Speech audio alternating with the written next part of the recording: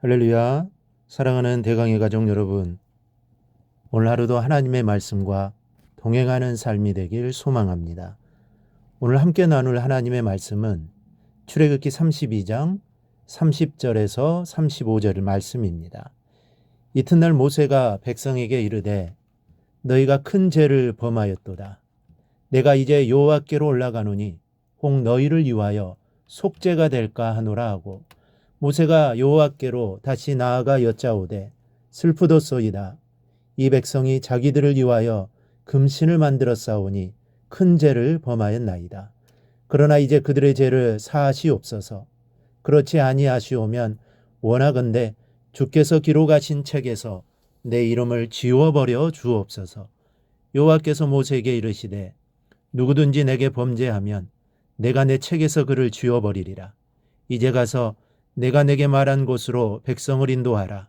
내 사자가 내 앞서 가리라. 그러나 내가 보응할 날에는 그들의 죄를 보응하리라.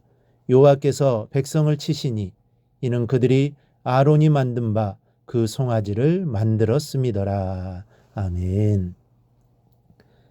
창조 이래로 가장 훌륭한 종이 누구일까요? 당연히 모세입니다. 구약시대와 신약시대를 통틀어 모세만한 인물이 없습니다.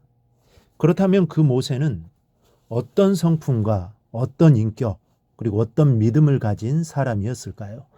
우리는 오늘 모세의 마음을 살펴보며 은혜를 나누고자 합니다. 먼저 그는 죄를 슬퍼하는 마음을 가진 사람입니다. 슬픔을 느끼지 않는 사람은 없습니다. 그러나 죄를 보며 슬퍼하는 것은 아무나 가질 수 있는 마음이 아닙니다. 창세기를 보면 아담과 하하가 죄를 짓습니다. 그런데 그들은 자신들의 죄를 보며 슬퍼하지 않습니다. 죄를 숨기려고만 했지 죄를 뉘우치거나 왜 내가 이런 죄를 지었나 그들은 슬퍼하지 않았습니다. 아론도 마찬가지입니다. 모세가 왜 이런 일을 저질렀느냐라고 했을 때 아론은 자신의 죄를 뉘우치지 않았습니다. 오히려 변명을 했습니다. 금을 불에 던졌더니 금송아지가 나왔다고 했습니다. 이렇듯 죄를 짓고 아니면 죄를 보고 뉘우치는 것은 쉬운 일이 아닙니다. 그런데 죄를 바라보며 슬퍼한다는 것은 곧 믿음이 있기 때문이요, 하나님을 경외하고 있기 때문입니다. 죄는 하나님을 슬프게 만드는 것이기에 믿음이 있는 사람은 결코 죄를 즐거워하지 않습니다. 그렇다고 죄를 짓지 않는다는 뜻은 아닙니다. 죄를 짓지만 죄를 지을 때마다 연약한 자신의 모습을 보며 슬퍼하는 것입니다. 31절을 보면 이스라엘이 우상 숭배의 죄를 범하자 모세는 하나님께 나아가 이렇게 고백합니다. 모세가 여호와께로 다시 나아가 여짜오되 슬프도소이다.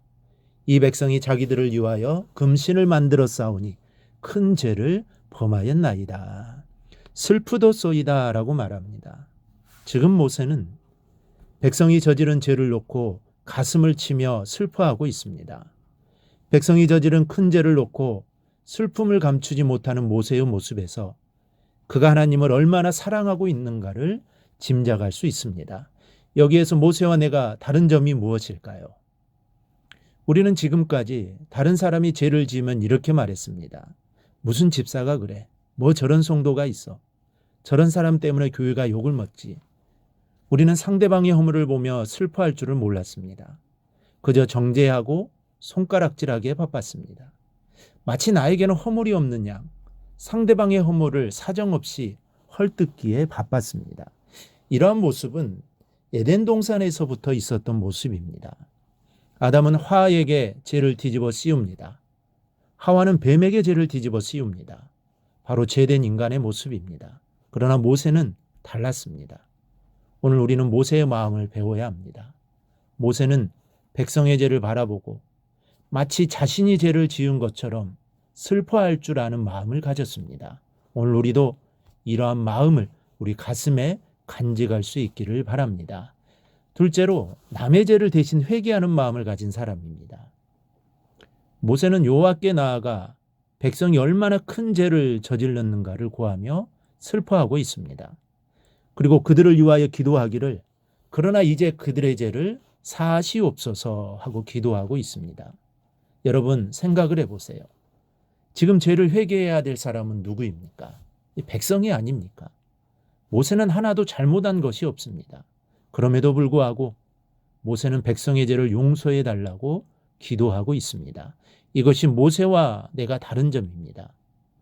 우리는 남이 실수를 하고 죄를 범했을 때 그를 위해서 진심으로 기도해 주기보다는 헐뜯을 때가 너무 많았습니다. 아니, 사람들을 만날 때마다 암흑의 흉을 본 사람도 있을 겁니다. 그러나 이제는 모세의 마음을 배웁시다. 우리가 흉을 보며 손가락질한다면 죄인들이 어떻게 교회에서 용서와 위로를 받을 수 있겠습니까? 이제부터 우리도 모세처럼 남의 허물을 위하여 기도해 줄 수 있는 성도가 될 수 있기를 바랍니다. 셋째로 모세의 마음은 희생정신으로 가득 찼습니다. 우리는 모세의 그 유명한 기도를 잘 알고 있습니다. 32절입니다. 그러나 이제 그들의 죄를 사하시옵소서. 그렇지 아니하시오면 원하건대 주께서 기록하신 책에서 내 이름을 지워버려 주옵소서. 백성의 죄를 용서해 주지 않으시려거든 차라리 나를 지옥불로 보내달라는 것입니다. 이는 모세만이 할 수 있는 기도입니다. 백성을 위해서라면 자신은 지옥이라도 가겠다는 모세의 사랑이 담겨 있습니다.